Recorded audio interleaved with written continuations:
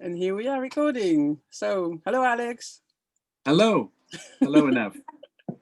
So nice to have you here. How are you? Lovely to be here. Yeah, I'm very well, thank you. Excellent, excellent. And just for anyone watching, I want to mention that today we have in our member spotlight Alex Evans. He's a hypnotherapist and a very good one at that. And it is really Thank you. such a pleasure to have you here. So Well, it's lovely to be here. awesome, awesome.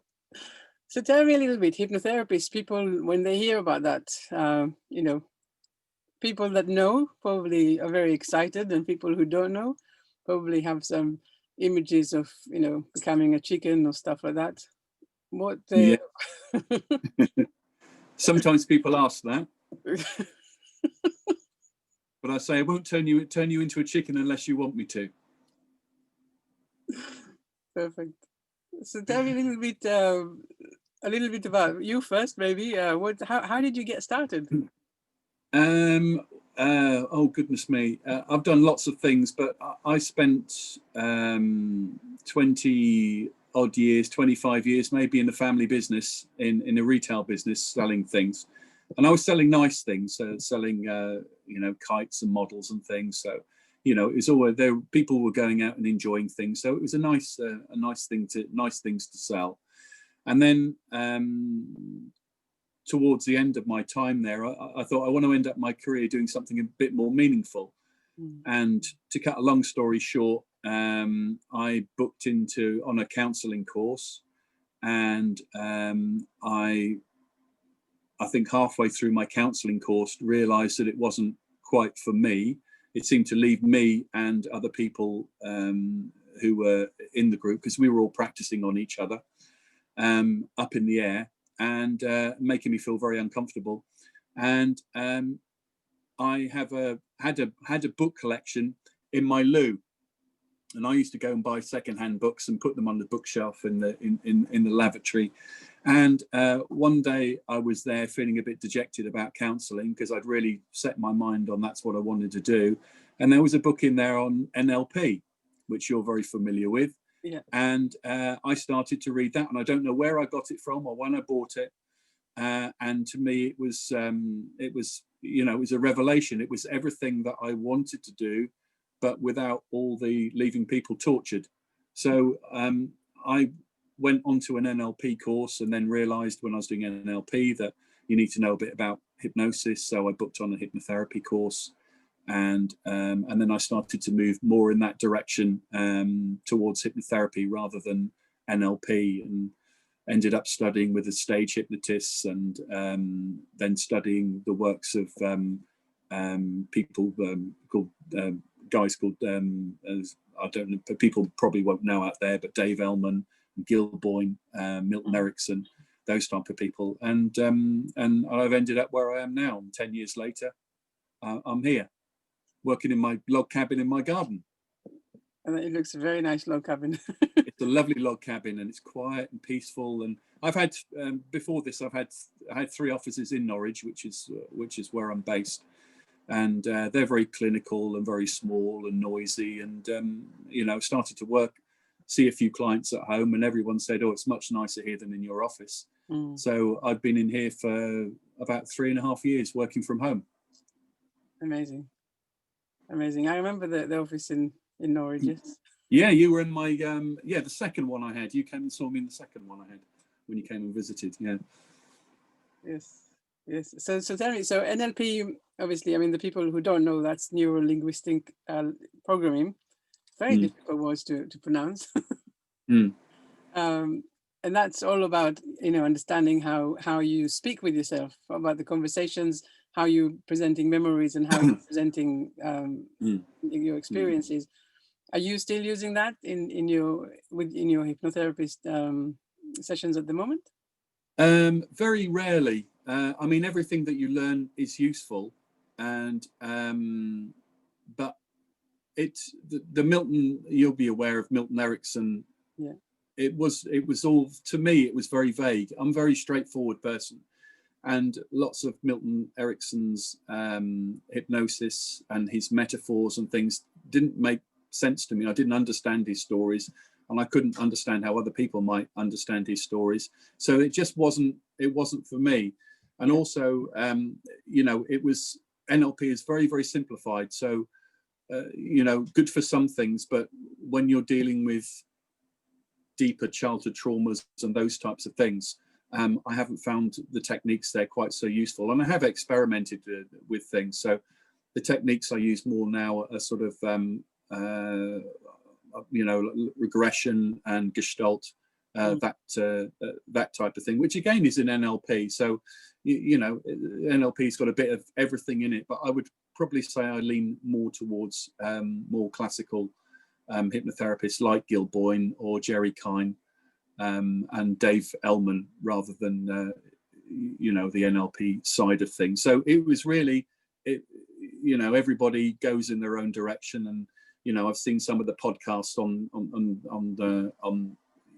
this Facebook group, and people go along, that, like, if you're into Buddhism, you might go in a Buddhist direction. If you into I don't know, white witchcraft and things, you'll go in that direction. If you're a spiritualist, you'll go in that direction.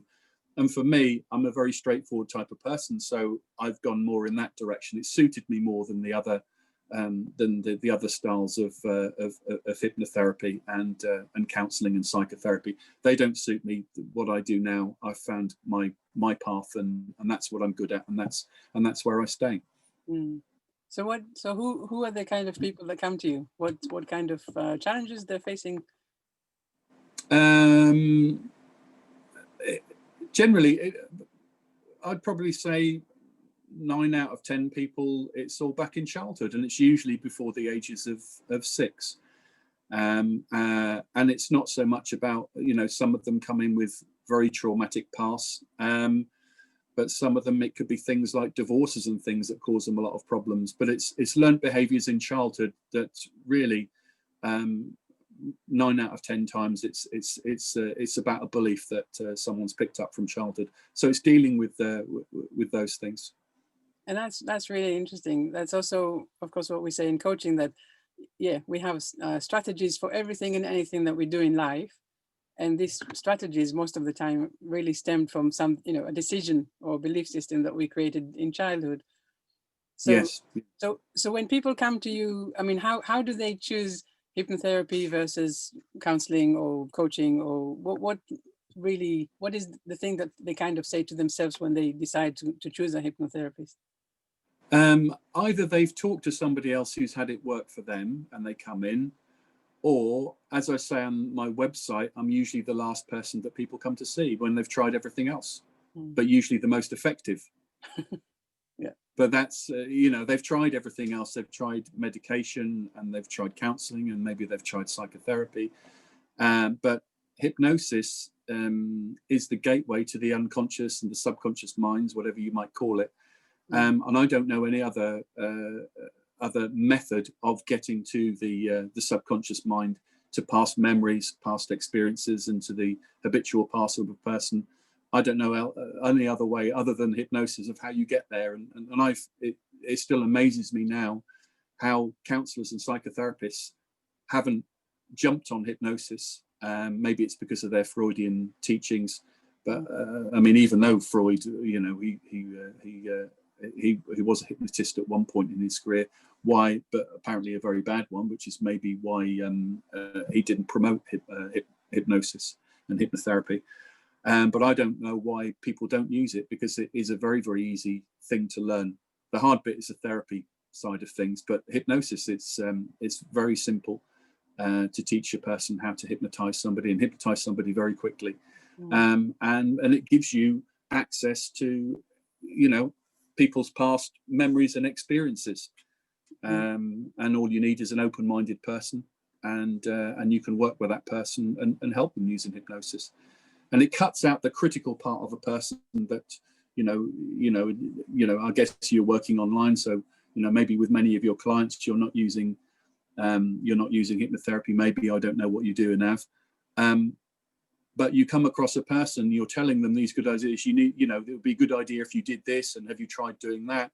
And when you have a person rejects everything that you're saying, they understand what you're saying and they agree with you, but they can't actually do it. Yeah. then you need to go to something like hypnotherapy, because there is a critical part of a mind that can block these things and stop people from doing the things that they that they need to do to make them happy. Yeah, that was going to be my next question, because I'm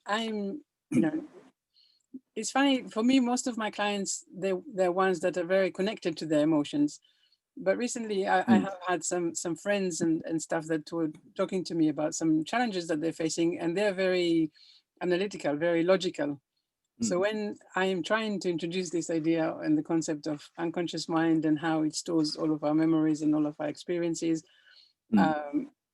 it's like a completely alien concept to them. And when I try and help them, reach that place, it's like I actually I can see that they're very nervous, because they're like, oh, I don't know if it's working, I don't know if it's this, I don't know if it's that. So that mind, as you say, is very much present there. How do you deal with this kind of people? You have to be an incredibly good salesman or salesperson. You have to be able to explain things in a way that that people can understand, and give them examples. And then of course you have to show them. You show them hypnosis so that they experience hypnosis, and you have to basically re-educate people what hypnosis is. I mean, it's a very natural process of something that people do all of the time. Whenever people lose track of time, when they daydream, lose track of time when they're driving, they drop into trance state. So everybody does it. So it's really becoming a good salesperson and explaining to them that all you're doing is something that you've, that I'm kind of, you sit there as a passenger and I just drive the car for you for a little while, and that's basically it. So it's about building up trust and understanding, and you can generally work with 9 out of 10 people that you're there with, but you will always get that person who's there to prove you wrong, or maybe they're there just collecting experiences. But most people you can work with. Some are easier than others, but and when people come, it's not like stage hypnosis where they pick people out, so you always get the best hypnotic subjects. When people come in to see me, then they're everybody and anybody. So 12% of people roughly are somnambulists, so people who are very, very good at hypnosis straight away, but most people have to learn how to do it. So you explain to people, you relax them and say, just go along with the experience and enjoy the experience. And if they feel safe with you and they trust you, then you can work with anybody. There's some things you can do with some people that you can't do with other people. So it's really, and as you sort of, you're always not making it up as you go along. You work with that person. Everybody's different. So which is what makes it quite exciting, is that you never know what you're going to get. You never know what's going to come back the next week. But how it's changed a person's life or hasn't changed a person's life. So it's quite an exciting and interesting subject. It's fascinating. I think it's really right, because part of the thing that the unconscious mind does is actually storing the memories and the experiences that they're not constantly in front of our faces, that we are all the time remembering how terrible stuff happened, stuff that happened in the past are. So it's in a way, it's kind of allowing us to have a normal life. And as you say, as soon as you prod it, it's like things come up. So yes, yeah.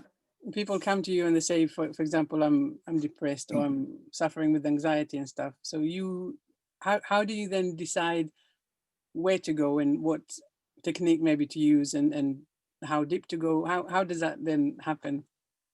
Well, the first session is really about you getting to know your client, because you have to get to know people really, really quickly.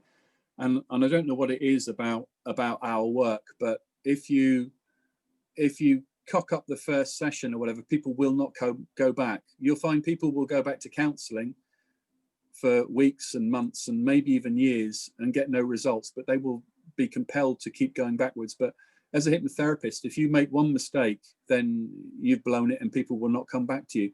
So your first session, you've got to get to know them really, really quickly.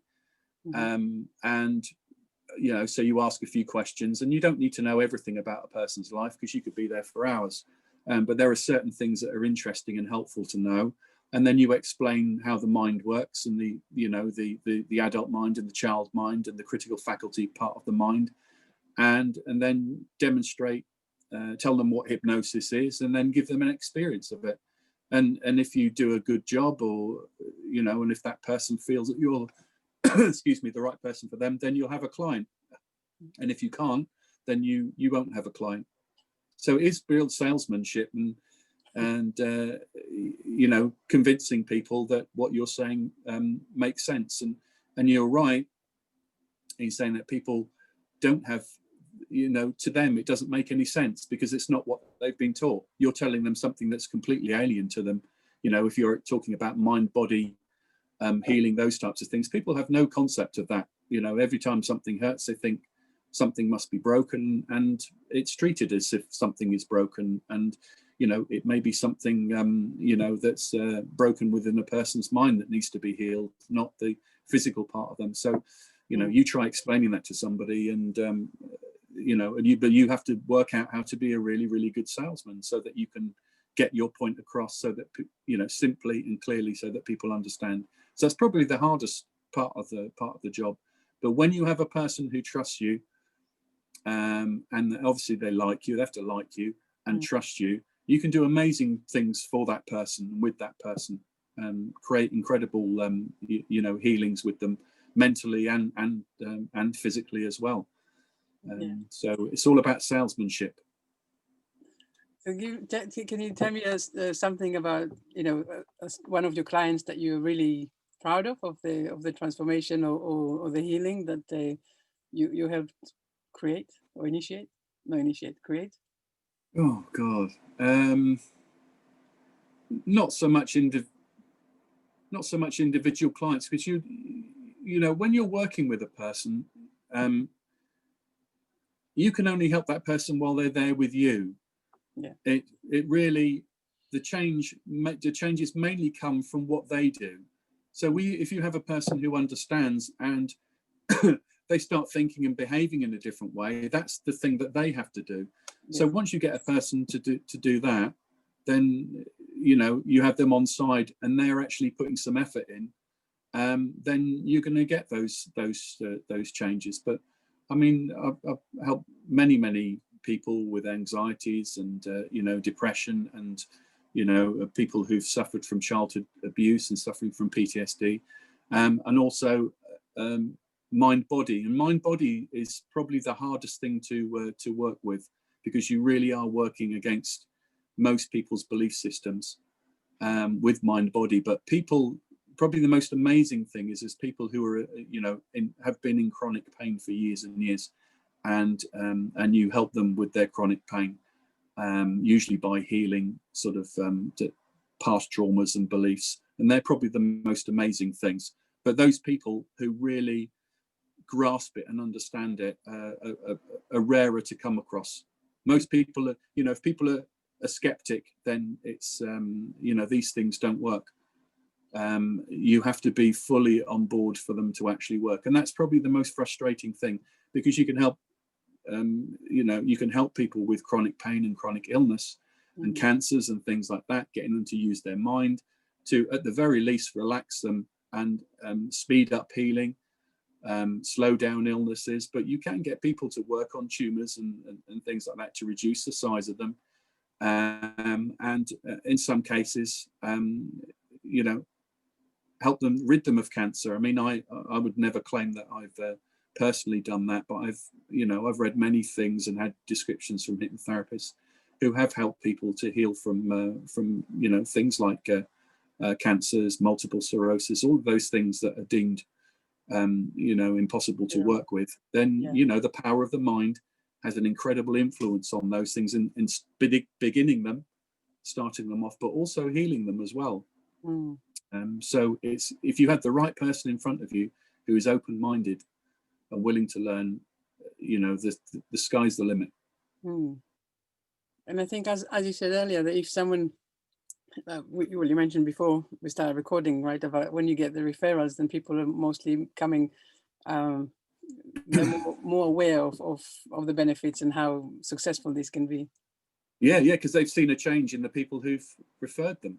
Yeah. So, you know, and it is all about belief. If you believe that a crystal is going to heal you, then you go and see somebody who uses healing crystals. If you believe that a spiritualist will help you, there is a really good chance that that person will help you. And whether those things, I mean, I don't have experience in all of those things, and you know, but it doesn't matter if even if it's placebo, it doesn't matter if the person gets better at the end of the day. It really doesn't matter what you do, whether they're, you know, they're a religious person or a spiritual person. It doesn't matter to me. I don't care, as long as they get, you know, as long as they're healed at the end of the day. Who cares what they believe in? But the power of placebo and belief is, and those things are very closely tied together. Who cares? As long as a person gets better, I don't care what people believe. Yeah. Doesn't matter, does it? No, and then I think the placebo is very important to mention, right? I mean, yes, yeah, because we know that people they don't even, well, they believe in the system, right? They believe in the doctor prescribing the placebo, and then of course they believe that they're healed. And that's right. Yeah, it's called a nocebo with the doctor. They call it the nocebo effect. You know, when a person, I mean, the doctors act as hypnotists, as anybody in authority of another person will be their hypnotist. And if you are very, very ill, you go to the doctor. You sit down in front of the doctor. The critical part of you is way out there in the distance somewhere. Whatever comes out of that doctor's mouth is going to go straight into your belief system. And you know, this is why doctors really need to mind their language. If they, you know, they tell somebody you've got 3 months, then if that drops into a person's belief system, many people do go on 3 months. Yes. And you know, if the doctor says you'll never get better, if that becomes a belief, then the person will probably never get better. Doctors are hypnotists, advertisers are hypnotists, politicians are hypnotists. Hypnosis is going on all of the time, but people don't realize that it's going on all of the time. Con men use the power of hypnosis to make people give them their details. So basically, a hypnotist is anybody in authority of you who gives you suggestions. You are more likely to accept those suggestions because they come from a position of authority. So hypnosis is absolutely everywhere, but people don't realize that it's everywhere. So when they're coming to see me, they're doing something that they've been doing for their whole lives, and something that they spent the first, especially 5 years of their life, their parents were their hypnotists, and whatever came out of mummy and daddy's mouths were truths. So, you know, lots of people who come and see me are the collateral damage of their parents' problems from their upbringings. Yes. But tell me, you mentioned earlier regressions and stuff. So do you do like past life regressions? Is that coming up as well? I don't advertise it. I have had people have slipped back to past lives. And when I do regressions, I always am open to the possibility and make people open to the possibility of going back to past lives. But it has happened. I've had spontaneous past life regressions, but I don't sell that as something to people, because it's not so important to me. It's not really my thing. Not so important to me. It's just not my thing. But I have had people spontaneously regress, and I have done it for just for fun, for pleasure as well, which is very interesting. Absolutely. But whether they're true or not, I don't know. There is a really interesting book.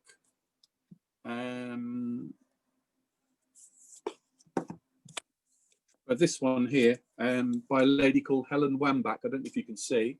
Reliving life, past lives. Yeah. I read that book over lockdown, and that's amazing. Helen Wambach, she was a psychotherapist who learned hypnosis to deal with soldiers coming back from the Korean War suffering from PTSD. And hypnosis had a reputation for dealing with PTSD. It was very good for PTSD for soldiers coming back from the Second World War. So she learned how to hypnotize. And she found a lot of these soldiers were spontaneously going back to past lives, past battles and things. And she actually set out to prove that these were fantasies and they weren't real. But then she discovered that actually there's, you know, these things actually might be real, and they had to, you know, there was some historical truths in them. So she did a study, and I think she studied about 16,000 past life regressions, and got people to map them. So got them to go back to, you know, as far back as they could go, but up to about 4,000 years ago. And she documented all of this, and it's an amazing book. And then it, you know, it opens up past lives. And then when you, you know, you look at the work of, there's a chap called Raymond Moody, back in the 70s, around about the same sort of time, was talking about near-death experiences and things. You start to look into those things, and you see very, very close similarities. So I think looking through those things, I have discovered my spiritual side, and I do actually feel that there is something beyond this life after reading many past lives. And if you look at near-death experiences, anything on YouTube, just read the comments down below, and people were going, my goodness me, I've had that same experience, or my mum did, or one of my relatives did, but I've been too afraid to speak about it because people think I'm bonkers. But they describe very much the same sorts of things. Yeah. So you know, and the Raymond Moody book and the Helen Wambach book was written back in the 70s, where there was no internet.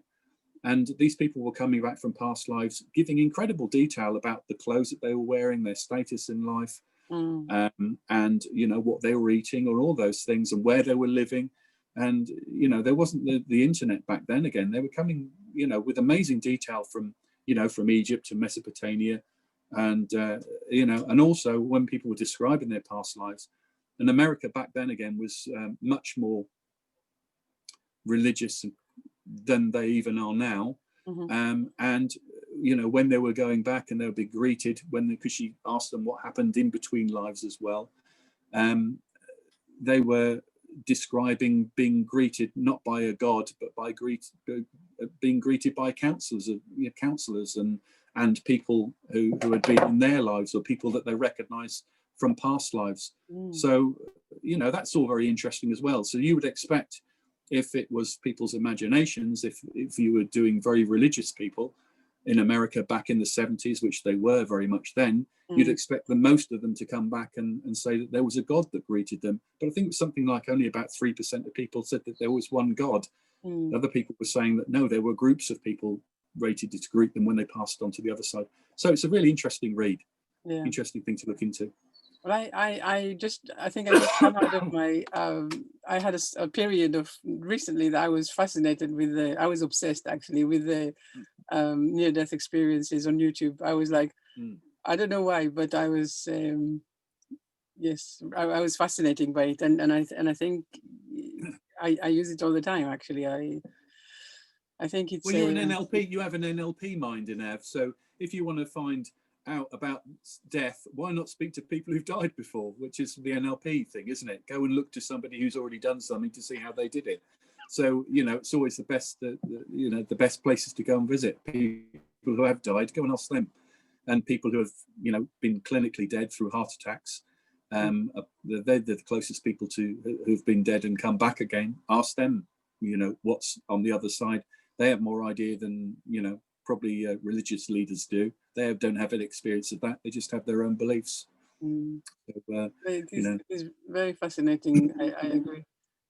But tell me something about you know. So back to your practice. What is a normal, or if there is such a thing as normal, but what is an average treatment? Like people coming for you to, how many sessions would they come? My sessions are quite long. Because I feel it takes a while to get to know a person. So I'm not a clock watcher. So my sessions are, I'll book someone in the morning and I'll have 3 hours to see that person. So I might see them for 2 hours or 2.25 hours or something like that before my next client goes in. So at the most I see 3 people a day, and generally I get the more serious side of things. That's what I advertise for. So people do need a little bit more time. So and it's also heavy work on me as well. So I can see 3 people a day and I can give them 100% of my effort, concentration and time. So and if somebody comes in with panic attacks and anxiety, normally I can get them in a good place, like 4 sessions, and I say, see you later, get on with your life. And you know, and sometimes people come back again. That's in the minority of cases, but usually people are out there and thinking and acting differently and getting on with their lives. And hypnosis is sometimes treated as it's supposed to be a magic trick.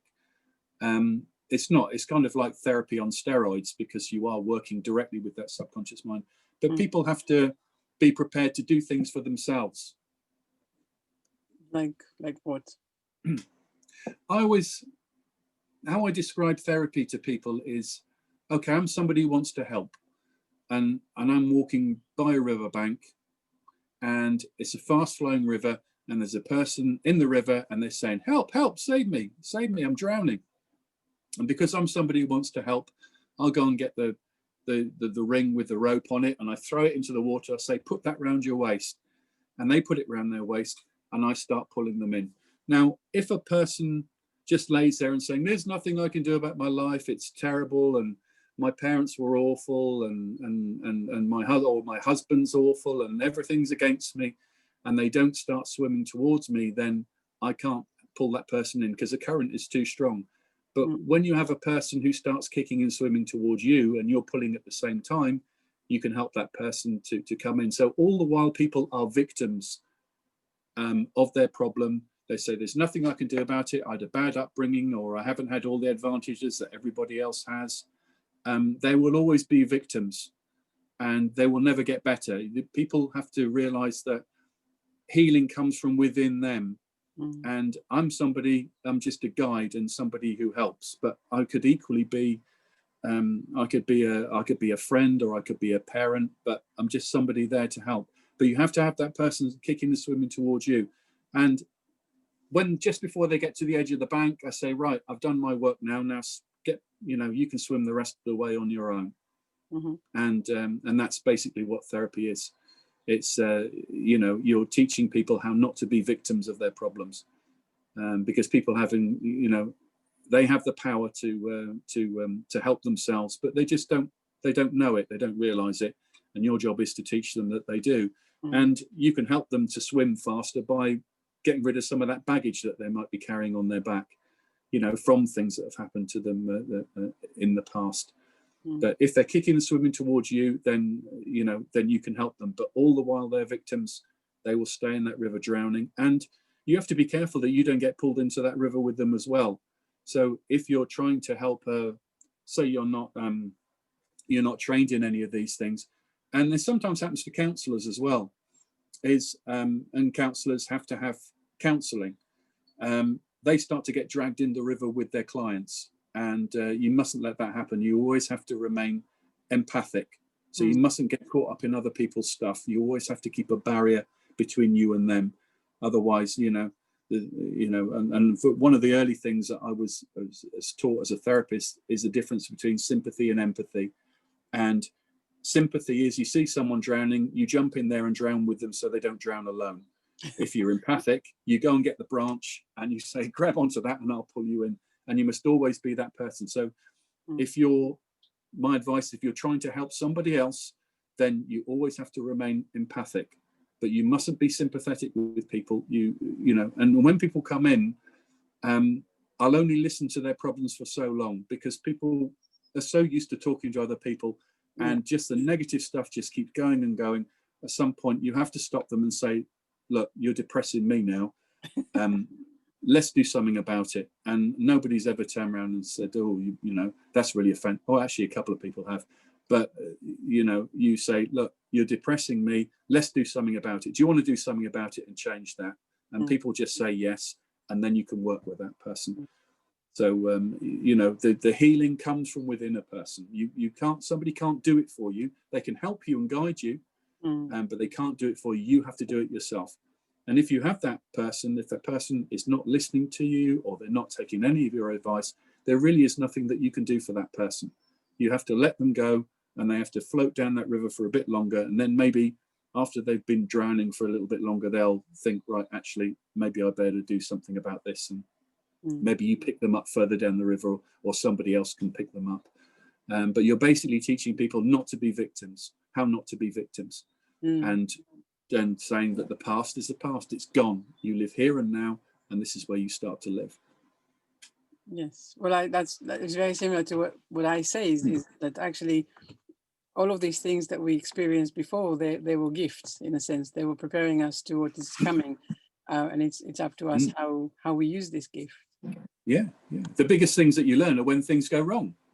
Exactly. You know, if things go right all of the time, you don't have to do anything differently. You don't have to think about anything because your life's wonderful. But when things go wrong, you have to then reassess what's going on in your life. And you know, like you say, they can be, when things go wrong, sometimes they can be, you know, look at them as gifts, as learning experiences. And it makes you, you know, can make you more resilient for the future, and also give you an experience of getting over a problem, which again, you can use that in the future should something else bad happen, you know, in your life. So is there, I don't know, did I ask that before? But do you have any of the stories that something that stuck in your mind that you were walking with the person and you could see the transformation? Like something you hear the transformations with everybody that you work with. Yeah. I mean, when you're working with a person, there are, you know, you've done some work with a person and you send them away, and then they come back the week later, and you know, you say, right, what's been happening, what are your thoughts and your feelings after last week's session, how's life been for you? And they might say, oh, I've had a wonderful week, which is brilliant. Or they might say, oh, I've had an absolutely terrible week. Or they might say, I've had a half and a half. Half of it was good and half of it was bad, and the bad bit can be before or afterwards. And those things are okay to hear, because it shows that you're moving the emotional mind, that something is happening. The only thing you don't want to hear is, I've noticed anything's happened.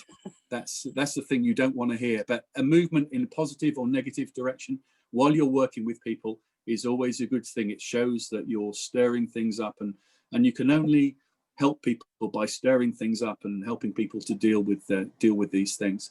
And many therapists are afraid of upset, of seeing other people upset. And you can't be when you're in this work. You have to stir up the emotional mind and be prepared to deal with everything that comes back. And you don't help people by helping people to hide from their problems. You have to face up to the problems and see them for what they are, and leave them behind, and you know, form some new habits, and you know, new ways of thinking and new ways of behaving. And that's how you move a person on. You don't help a person by helping them to hide from things. So again, if you're dealing with somebody, if it's somebody in your family, don't just keep being sympathetic with them, because they will just drag you in with them, into that river with them. At some point you say, right, I've listened to this stuff for long enough, let's do something about it, let's change. And that's you know, that's how you help people. Brilliant. I really enjoyed our conversation, and I've learned a lot. And I, you know, from my own experience, I remember, you know, some of the stuff that we did in my hypnosis session. I still actually remember that, because when I came from that session, although we did two, but yes, yeah. One of them, I don't know which one. I remember. I still remember that feeling of really deeply, you know, I was so deeply relaxed afterwards, and it was like you've given me this kind of something that I could take away with me. So every time, if I was feeling down or stressed or worried, then I could go back to that image that you left me with at the end of the session, where I felt so totally, you know, loved. So much, it was so much love there in that last image in my mind.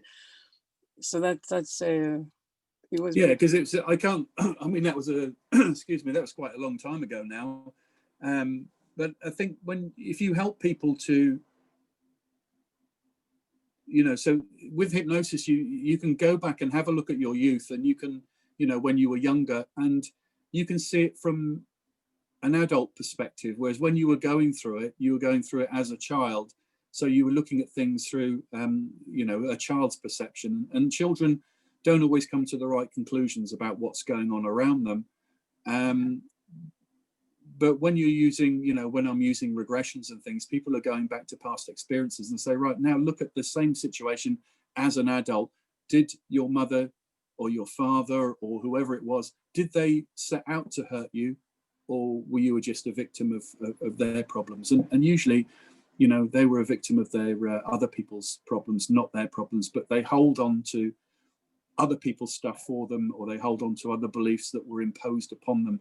And you can help a person to release those things so that they understand that they didn't always come from a bad place, that they came from, their beliefs came from other people who were broken, and unfortunately they were the collateral damage of the other, their parents' problems, and it's not their problems, and they don't need to hold on to them for any longer. So, regressional therapy is probably the most powerful tool in hypnosis to help people to go back and see things for actually as they were. And it's a very difficult, unless you've done it yourself, you can't explain to people. People say, I've changed, but I don't understand it, but I feel different, but I don't quite understand it. And someone said to me, one of my clients said, he said, I can't explain what happened. He said, but it felt like an emotional splinter had been removed. And that's, it's a wonderful description, is removing emotional splinters. And it helps people to be stronger for their, for the life that they have now. Enables them to make better decisions and feel better about themselves. Brilliant. Well, I'm so happy that we had a chance to talk and learn more about what you do and how you do, and really fascinating. So just tell whoever is listening how they can get in touch with you if they wish. Well, I see people face to face. So if you want to come to Norwich, then feel free. I have people come from. I had some lady came up from the south of France once for a week to sort out some IBS problems. I have a lady come from Australia, but she was actually visiting home, so I can't really claim she came especially from Australia to see me. But the rail links and the road links are quite good. But I do work one-on-one. It's a very intimate thing. You're with that other person, and I've tried to do things online, but I can't do what I do online because you lose that intimacy. And I'm a kinesthetic person. I like to be with somebody, and there is and which probably you're aware of with the things that you've experienced enough, that there is a connection when you are close to a person. There is that connection there, and so I work from my shack in my garden in Norwich. So if people want to see me, they have to come and see me. I don't really do Zoom sessions or FaceTime sessions. I've done them in the past at a push, but it's not quite the same for me. And I'd like to do the best job that I can do, and I can only really do that face to face. Okay, so maybe when I publish this chat, I'll also put a link to your website. And we don't know, maybe there is also some already some of our members live in Norwich, so maybe or maybe close by in Cambridge and places like that. It's not really too far away from Norwich. But if people, I'm always happy to speak to people. So my phone number's on my website as well. If stirred up some interest or something that somebody would like to ask, they can always call me. I could talk about this stuff for hours, so I don't mind talking to people about about hypnosis and hypnotherapy. And maybe if they do live a long way away, maybe I can give them some ideas of what type of therapist to look for, because there are many different types of hypnotherapists. You just have to, and with therapy, you find the person that you like and that you trust. Yes. So I'm not for everybody's cup of tea. But you just have to go out and find a person that you trust to look after you and is there for you. If you need any help and you're not near me, or you don't like my beard or something like that about me, then go and find somebody that you like and trust, and that's the person to help you, someone who cares for you. And and when people come here, they're with me and I treat them as my friends. I don't wear a shirt and a tie. and I don't have a desk that I sit behind and speak to people. They come in here, and while they're with me, they're my friends, and people feel that if you do. People soon, you know, I've had people come in here who've had counselling, and they said my counsellor just didn't seem to listen to me, or they didn't seem to care, or they were looking at the clock all of the time, and they're not the people to help you. You want somebody who genuinely cares for you. Mm. So, you know, that's the kind of atmosphere that you want to create, and people can feel if you care. If you don't care, they'll spot you. You know, they'll spot you a mile off. No, but I remember for my sessions, yes, your care and your love and your empathy is all very much there, and I hope that people are watching it will come and find for themselves, because it is life-changing. So yeah, you know, if people want to talk about things or whatever, I'm happy to do that. Or if anybody is interested, they'll obviously contact you. But if you wanted to talk about a certain subject, I'm always happy to you know, to come back, and we'll have another conversation about whatever people want to talk about. But you know, nobody should have to lead a rotten life, and you know, and things that happened in the past, it's gone. It's too many people live in the past. It's you know, we don't have any time machines. We can't go back and change it. It was what it was. But you know, we can certainly start to encourage people to live more in today, and plan for a better future. You know, people quite often they had terrible images of themselves, and you know, and they live their lives comparing themselves to this terrible image that they have in their mind. But it's only a perception. It's only a construction by the mind. And you know, people who are feeling rotten, you can just change that picture of a person, the image that person has into their mind of a successful person, or a happy person, or a stronger person. You know, as you know, you can change people's lives by doing that. Yes, and I like this, you know, removing the emotional splinters. That's you can have that one. I'll let you use that. You can say that that's yours. You can keep it. I won't mind. Thank you. Right. So I'm gonna switch off the recording and say goodbye. And okay, enough. Don't go anywhere yet. But but yes, thank you for everyone watching, and thank you so much, Alex, for telling. You're welcome. Lovely to join you. Bringing us a little bit into your world. It's been fascinating. Okay, you take care now. Thank you. Bye. Bye.